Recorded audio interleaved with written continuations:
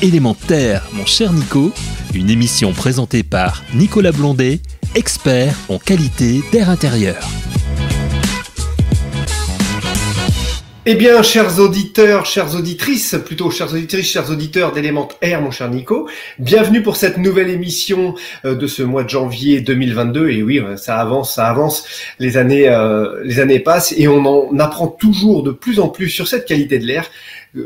Cette qualité, bien entendu, dont on a besoin pour se sentir mieux, pour bien respirer, pour être en bonne santé. On ne le dira jamais assez, être en bonne santé, ça passe par bien s'alimenter, que ce soit notre nourriture. Et notre nourriture, elle est évidemment ce que l'on a à chaque repas, chaque jour, mais par contre, elle est surtout aussi sur ce que l'on boit et sur ce que l'on respire. Et ça, c'est extrêmement important.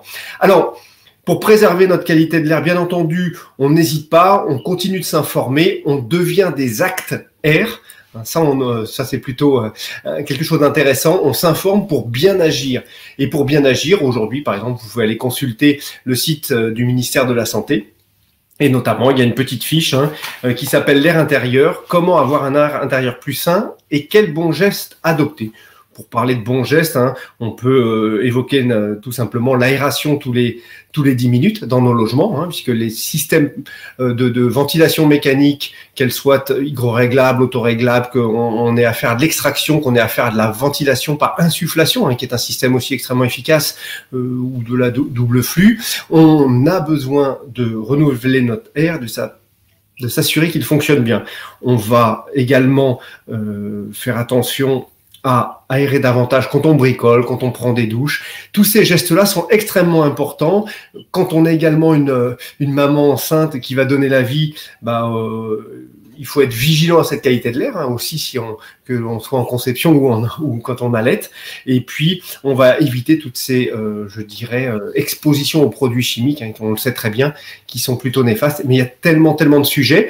Pour parler de ce sujet, pas des produits eux-mêmes, pas des polluants eux-mêmes, mais de nos comportements. C'est important. Le logement doit être un outil à notre service pour prendre soin de notre santé. Mais cet outil, il va être efficace si nous, on pratique les bons gestes, si on a les bonnes habitudes ou si on se donne les bonnes habitudes. Et quelquefois, ça nous nécessite un petit effort ou un gros effort selon, mais il faut surtout pas passer à côté. Alors, pour cela, aujourd'hui, j'ai le grand plaisir de recevoir Stéphane Labranche. Bonjour Stéphane. Bonjour Nicolas. Comment allez-vous? Très bien, et vous? Très très bien. Comment respirez-vous? Parce que c'est le but de l'émission de bien respirer. Oui, Stéphane. On va avoir une petite question. La première, c'est vous êtes membre du GIECO. On va parler un petit peu de vous au départ, et bien entendu. Alors, qu'est-ce que le GIECO IPBC? Vous allez nous détailler un petit peu ce que vous faites, puisqu'on va parler de comportement et m'est avis qu'on va suivre cette voie avec vous. Oui, en fait, le GIECO, c'est un peu le parallèle du GIEC pour le climat, c'est-à-dire ou l'IPBES pour la biodiversité. C'est un groupement international de scientifiques, mais on ne bosse pas sur le climat ni sur la biodiversité. Ce qui nous intéresse, nous, ce sont tous les facteurs qui peuvent expliquer les changements et les non-changements de comportement et de pratique. Et donc, ça peut être toutes les choses qui se passent entre nos deux oreilles, nos valeurs, nos représentations sociales, nos perceptions, notre idéologie. Mais ce qui se passe entre notre deux oreilles, ça s'inscrit aussi dans un quotidien fait de courses, de mobilité, de préférences alimentaires et du bâtiment dans lequel on vit aussi. Donc, nous, on essaie de comprendre tous ces facteurs-là pour essayer d'en tirer des conclusions, peut-être transversales, multidisciplinaires, mais aussi éventuellement des préconisations pour améliorer notre qualité de vie et donner un petit coup de pouce à la transition.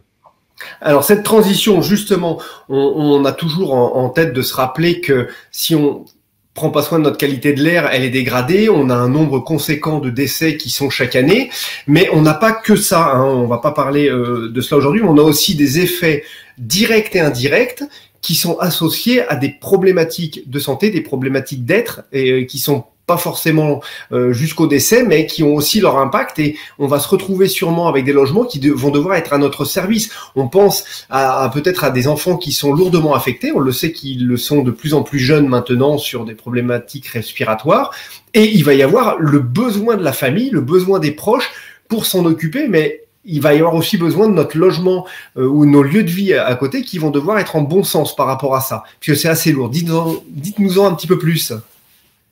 En fait, sur ces effets un peu secondaires, moi, je vais vous prendre simplement un exemple très personnel, le mien. Mon fils avait tendance à avoir des infections ou des problèmes respiratoires quand il était petit, dont les bronchiolites, qui sont apparemment bien associés aux questions notamment de particules fines, de qualité de l'air. Et moi, je me souviens la première fois que j'avais été voir un kiné avec lui pour lui faire un massage des bronches en profondeur. C'était assez éprouvant en tant que papa. Et ensuite, il faut rester à la maison pendant 2-3 jours parce que l'enfant ne peut pas aller à la garderie ou pas parce qu'il ne peut pas aller à l'école. Donc, ça veut dire que moi, en tant que parent, je devais rester à la maison pour en prendre soin et travailler en même temps et faire tout le reste. Et donc, ça, c'est des petits effets qui sont plutôt mal répertoriés, en fait, dans les grandes études, surtout parce que ces études visent à le nombre de morts ou le nombre de jours de travail qu'on a raté, et ce sont souvent des facteurs un peu économiques, mais tous les autres facteurs un peu plus sociologiques, un peu plus d'impact sur les relations sociales, les interactions, c'est plus difficile à évaluer. Et donc, mais ce sont des choses qu'il ne faut pas oublier et qui, depuis le COVID, on commence à se rendre compte qu'ils sont de plus en plus importants. On voit notamment le nombre de personnes un petit peu qui ont ce phénomène d'isolement de plus en plus fort et qui se vit de plus en plus mal par rapport justement à ces confinements et à cette demande de se dire aimez-vous, on dit aimez-vous les uns les autres, mais à un moment donné là on dit vous rapprochez pas trop près les uns des autres. Donc c'est un peu antinomique. Alors pour cette qualité de l'air, justement, nos comportements, qu'est-ce qu'on a tendance, peut-être, est-ce que vous avez pu remarquer ou étudier, qu'est-ce qu'on a dans nos comportements, des choses qui, naturellement, sans y réfléchir, un petit peu comme le fait que nous respirons, on réfléchit pas pour respirer, c'est un réflexe naturel.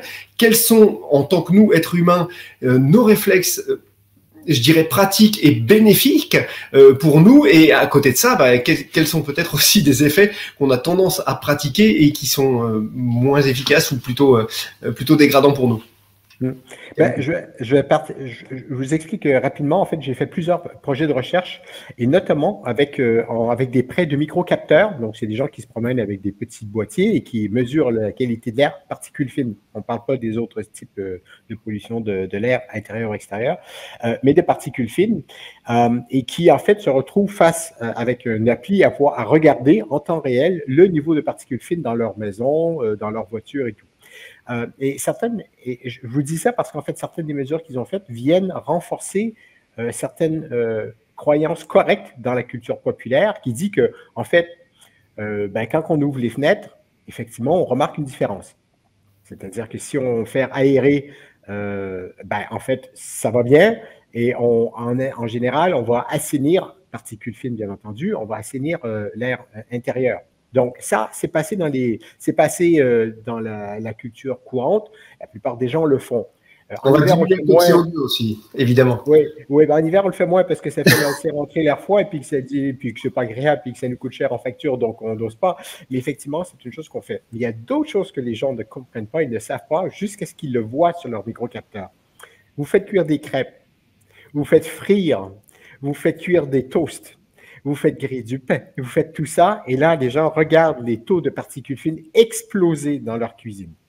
Ça, c'est quelque chose qui est vraiment pas connu du tout dans la population en général et qu'il faut voir pour le croire, quoi. On a eu un couple assez âgé qui s'engueulait depuis une quinzaine d'années, en fait, sur le fait qu'il faisait trop griller son pain. Elle lui disait tout le temps que c'était pas bon pour lui, ni pour la santé, etc. Elle lui disait, mais non, c'est du pain grillé, c'est pas grave. Et donc, c'est elle qui a gagné parce qu'avec un microcapteur, avec la visualisation, on peut lui montrer que son truc était monté à 90 et que c'était beaucoup trop. Et donc, depuis, il fait beaucoup moins griller son pain. Alors, on peut dire que donc pour une bonne qualité de l'air chez soi, c'est une bonne qualité également pour améliorer les relations au sein des couples. Je pense que ça a amélioré la relation, parce que ça a réglé un petit débat. L'autre anecdote qui nous a été relayée plusieurs fois, ça a été la question de faire cuire des crêpes. Quand on fait cuire des crêpes, on a une famille, il y a plusieurs enfants autour de la table, et puis là, on fait cuire les crêpes, et là, au bout de 10 minutes, on se rend compte que le niveau augmente, et à la grande surprise négative des gens, c'est que ça a pris 20 minutes avec les fenêtres et les portes ouvertes, complètement ouvertes, avec le courant d'air pour faire redescendre le niveau de particules. Et donc, cette observation en live, in situ, là, on est dedans, on est en train de faire notre truc, on sait à quoi est dû les particules qu'on mesure. Ça a un effet très, très fort sur la conscience des gens et aussi sur leur pratique. Ce qui n'est pas facile à faire parce qu'en fait, souvent on présume en matière d'environnement, que ce soit qualité de l'air ou autre chose, que si on informe les gens que ce n'est pas bon pour eux, ils arrêtent. C'est beaucoup plus compliqué que ça. Nous savons tous que nous devrions manger beaucoup moins de viande, qu'on ne devrait pas fumer, qu'on devrait moins boire, qu'on devrait faire plus de sport. Et on le fait quand même. Voilà. Donc, mais là, on a constaté dans les études qu'on a menées, notamment avec Atmora ici à Grenoble, sur ces questions-là, qui est effectivement sur la question du chauffage au bois, sur la question de la cuisson, sur la question de l'encens, de la vapeau, de faire, comment on l'appelle, les liquides qu'on fait les espèces de liquides qu'on branche sur l'électricité. Les huiles essentielles. C'est ça, les huiles essentielles, mais électriques pour que ça puisse diffuser, les diffuseurs, que les diffuseurs aussi faisaient des particules. Et ça secoue un peu les croyances et ça secoue un peu ce qu'on a envie de faire aussi comme pratique. Autant sur les questions de mobilité, ça ne change pas grand-chose en fait, les études le montrent. Autant sur les pratiques intérieures, on voit en fait des effets de la mesure, de l'évaluation par soi-même de ce qu'il faut faire dans une maison pour améliorer sa qualité. Ce qui veut dire donc, Stéphane, qu'à un moment donné, l'action, je dirais, de ces appareils de mesure va nous aider à prendre plus facilement conscience pour mieux agir? Oui, ça marche assez bien. Mais attention, c'est parce que ce sont des gens qui font eux-mêmes les mesures et qui les voient eux-mêmes, qui sont capables de les situer par rapport à leur propre pratique. Et ça fait une différence. L'autre différence que ça fait, c'est que si jamais vous avez la collectivité territoriale qui vous dit faites attention ici parce que c'est pas très bien, puis c'est pas bon, les gens vont plus ou moins écouter. Si vous avez un citoyen qui montre à un autre, puis regardez où on est, alors regardez, ben ça c'est à cause de ça, ah ben là, ça a un effet plus important.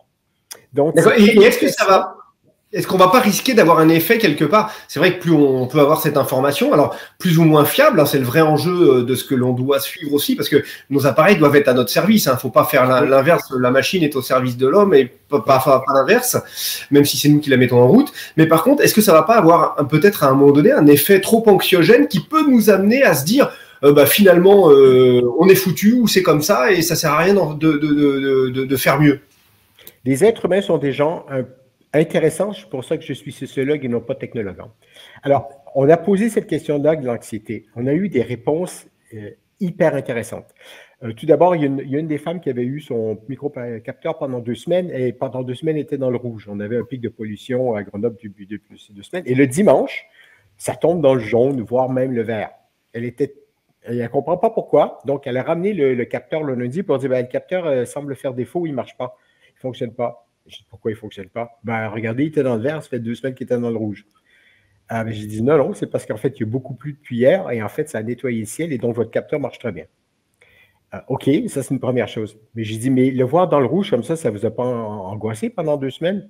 Elle dit non, on était à Grenoble, c'est normal. Voilà. Et ça, c'est vrai, on peut répéter que Grenoble est quand même une particularité géographique d'être dans une cuvette et d'avoir une stagnation de particules qui est quand même relativement forte.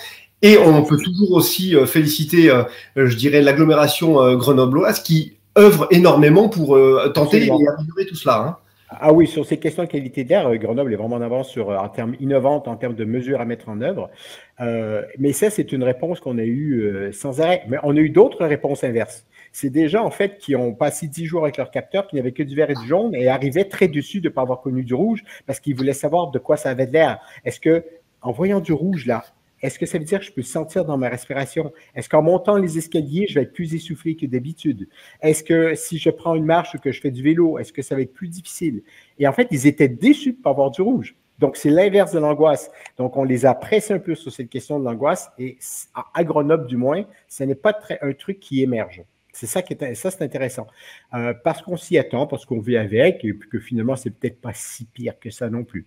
On ne se rend peut-être pas compte des effets dans un temps immédiat, c'est du long terme. C'est peut-être pour ça aussi. On s'en accommode finalement. Oui, il y a un peu de ça aussi, mais moi, je travaille sur ces questions-là depuis 2012, hein, ça fait presque 10 ans sur Grenoble, et on voit que le niveau de compréhension générale de la population sur ces questions de qualité de l'air s'est amélioré sur différentes études. Très bonne nouvelle. Ils comprennent mieux, et ils savent aussi, en fait, que les niveaux de pollution diminuent avec le temps. On a encore des périodes, mais quand on compare à ce qu'on avait il y a 10 ans, on est rarement en épisode de pic de pollution selon les normes européennes. Et l'idée même à Grenoble, c'est d'améliorer et d'être en dessous des normes de l'OMS qui sont quand même plus strictes. Alors, les normes de l'OMS, pour le rappeler, hein, depuis le 22 septembre dernier, elles ont été drastiquement réduites et on est passé quand même, on a divisé par deux hein, les niveaux de particules, par exemple, hein, auxquels on doit être exposé. Et tout ça, ça prend en compte cette exposition instantanée ou cette exposition à long terme. Moi, j'ai un souvenir, je vais faire un petit peu appel à il y a quelques années, pour parler de Grenoble, justement, et je dirais, de cette action et peut-être de la sensibilisation des personnes. Je me souviens d'une maman qui m'avait téléphoné et qui m'avait demandé dans mon métier, je souhaite déménager, habiter autour de Grenoble dans telle commune. Est-ce que la maison que je vais acheter va être dans un endroit qui va être bon pour mes enfants, pour ces enfants qui allaient naître d'ailleurs aussi, elle était enceinte de jumeaux, et de se dire mais je veux être dans un endroit qui prend soin de moi finalement, où au moins je suis pas trop exposé. Et c'est vrai que on a toujours entendu parler de cette région qui est très active sur ce sujet, et c'est vrai que ça se rapproche, et ce serait bien que partout tout le monde prenne de plus en plus conscience. On ne demande pas que tout le monde soit des hyper spécialistes, mais qu'au moins petit à petit on pose notre pierre pour avancer et pour mieux faire bien évidemment pour notre qualité de l'air. Est-ce que Stéphane, notre nature humaine également nous amène à penser sur certains plans par rapport à cette qualité de l'air, des choses qui vont nous amener à faire du négatif peut-être dans nos habitudes de vie? Est-ce qu'il y a des choses où on pense bien faire et finalement on s'engage dans une voie où on devrait faire autrement, peut-être parce que notre nature humaine nous amène vers ça? Est-ce que vous avez un ou deux exemples sur ce sujet?